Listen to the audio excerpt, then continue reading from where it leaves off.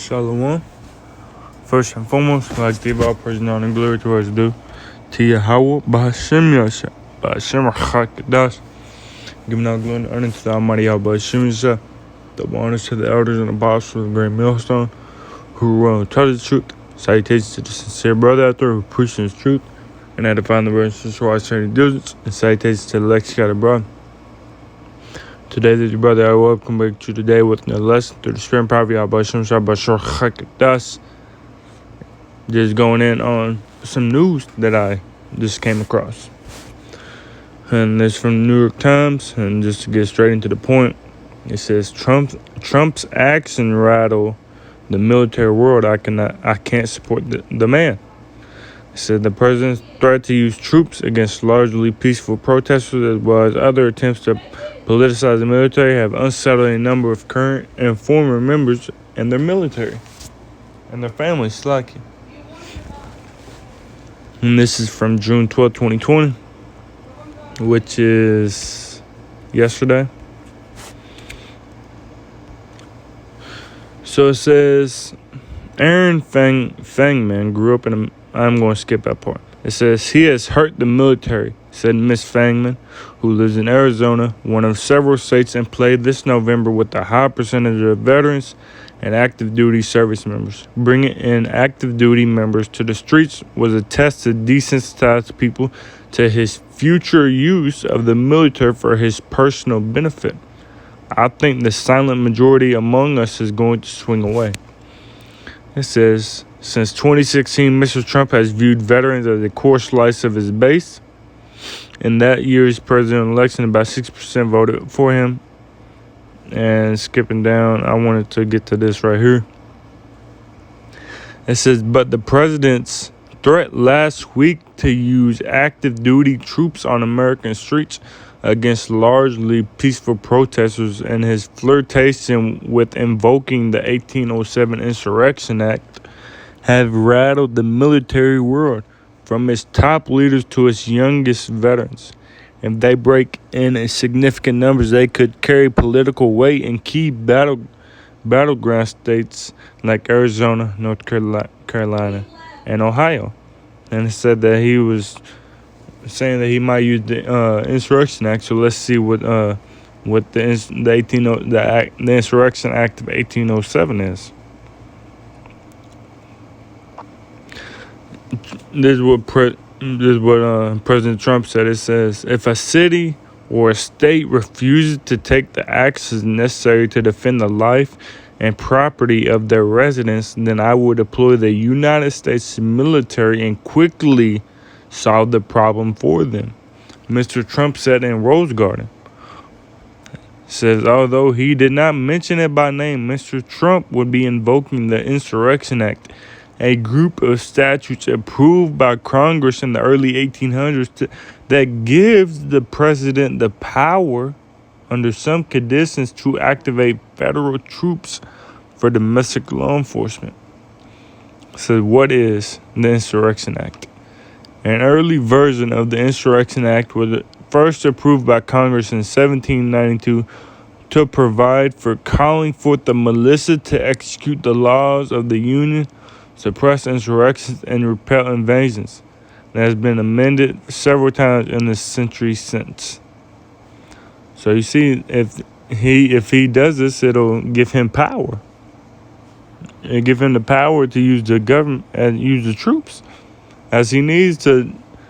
He can call for martial law, and this is that in the third, man. What is that? Let me just get that one scripture real quick.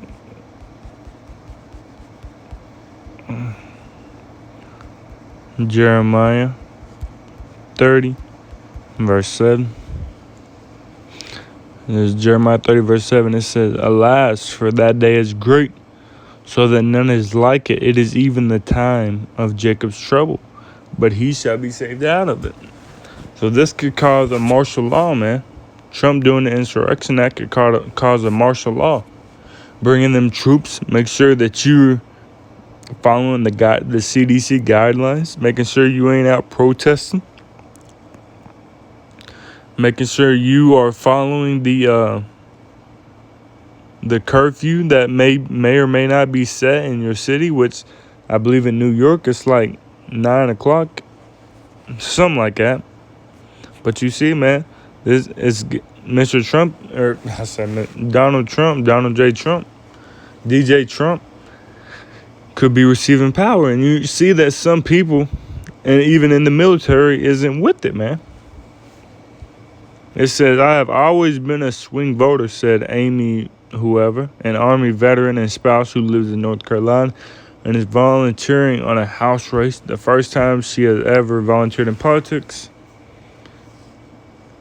It says, but I have never wanted a different commander-in-chief more.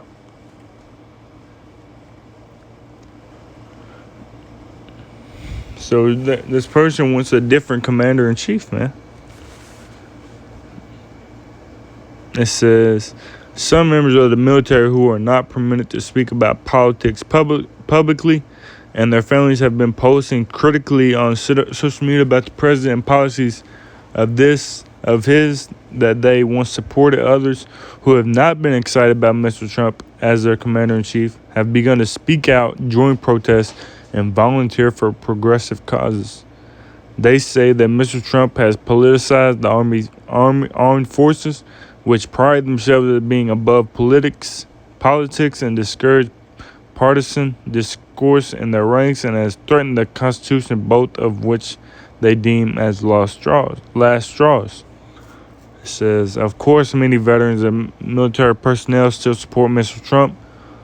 Quality recent polling on their views is scant, but some have embraced his American First campaign message, his focus on military spending, and his creation of a new space force that has been unexpectedly well received at the initial scoffing. So you see, man, some people is with them and some isn't. It says, I'll probably get this last paragraph and then get some scriptures.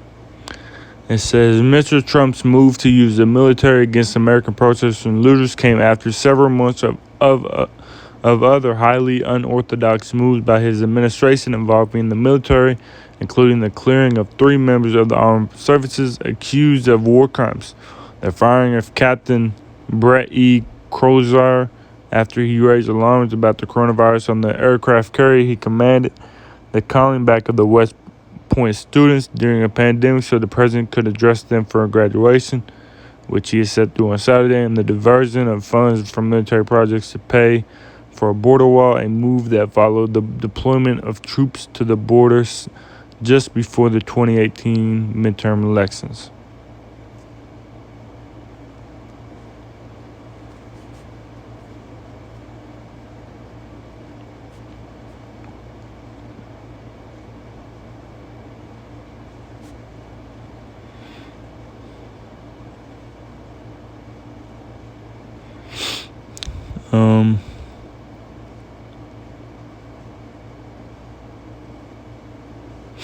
Everyone. It says, people took offense that they were using the military to calm peaceful protesters by people of color who were out on the streets, said Jerry Green, who served in the Army until 1998 and now lives in Tampa. When I saw that whole thing unfold, for me personally, it was awful. I was really distraught. Mr. Green, who is black, would not be supporting Mr. Trump, whom he once found interesting, he said. So you see, man, people are starting to go against Trump.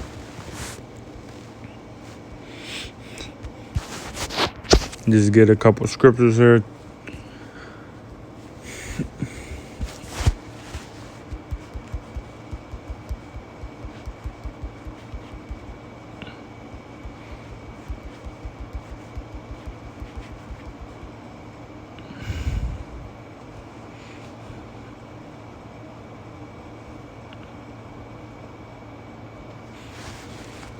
So this is Mark 3.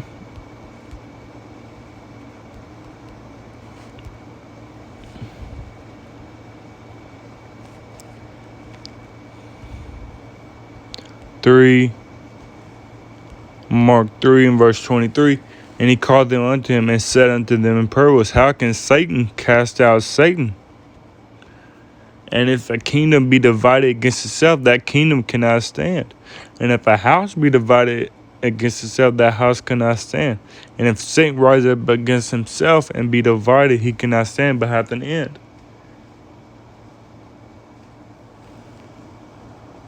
So you see, man, that they divided against each other.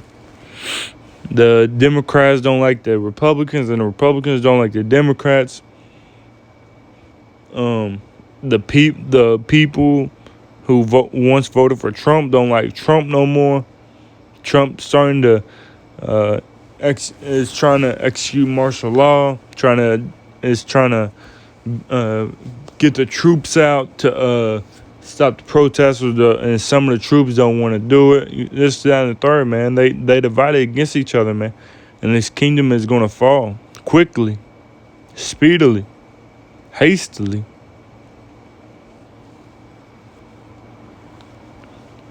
This kingdom cannot stand much longer, man. And I had a scripture, and for some reason it slipped my mind. I'm trying to think of it.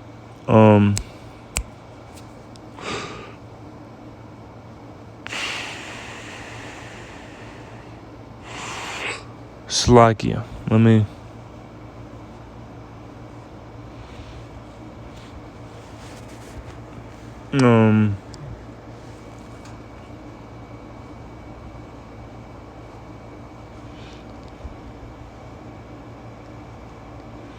I had another scripture, but I can't even think of it no more. If the Spirit allows it and puts it back on my spirit, I will put it in the description box. But for some reason, it's completely slipped my mind. But that's all I have for real. I had another scripture, but I can't think of it. If it comes back to me, I'll put it in the description box. Like you for that. But damn, completely slipped my mind.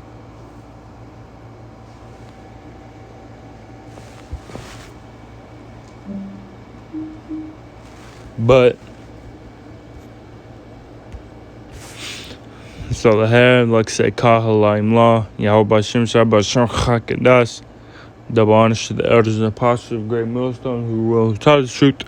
Shalom to the sincere brother out there who preaches truth and edifying the brothers who are shared the diligence. And shalom to the elect scattered abroad. Lord willing, this video with edifying the spirit to body to the fold, to show that Esau, they just continue to be divided more and more against each other, man. Khan, I believe. Yeah, Khan, I found it. Birthday about Shemisha.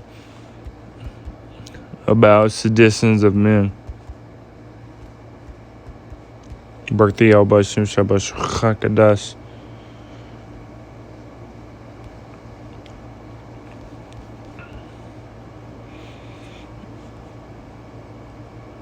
This is 2nd Ezra 15 in verse 16. It says, for there shall be seditions among men and invading one another. They shall not regard their kings nor princes, and their course of their actions shall stand in their power. So you see that there's been sedition among Trump, among the people in the army, not wanting to listen to him. They don't care about the people who aren't with what Trump is talking about. They're not with him, and they starting to rebel against him. But that's what it was. That's what I have. So Lord willing, the video was edifying to the spirit, the body to the fold. Until next time, keep pushing forward. Stay focused, stay diligent, be circumspect. Kwame Yashala and Shalom.